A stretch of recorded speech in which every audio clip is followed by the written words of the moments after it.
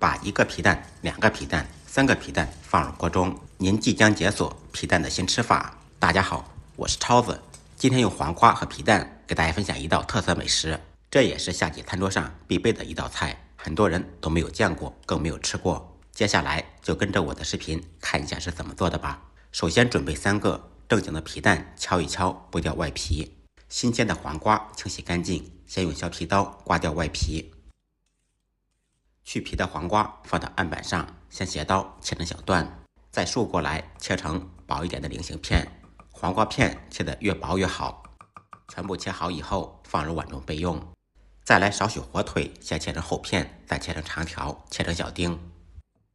切好的火腿丝放入碗中备用。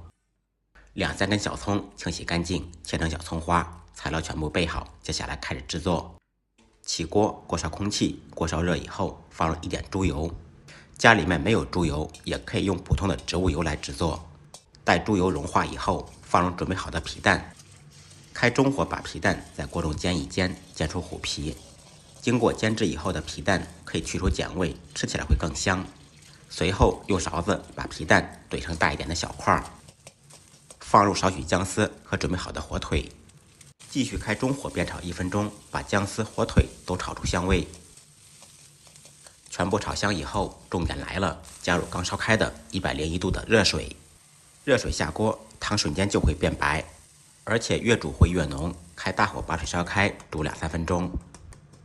经过简单熬制以后，汤就会很浓郁，会更白。没有科技与狠活，安全放心的素高汤就做好了。调味很简单，放入1点毛毛盐，少许胡椒粉。其他任何调料都不用放，汤照样很鲜美。放入切好的黄瓜片，继续大火烧开锅，再煮1分钟。这样做的黄瓜皮蛋汤味道鲜美，汤汁浓郁，再加上黄瓜淡淡的清香，喝1碗还想再喝2碗。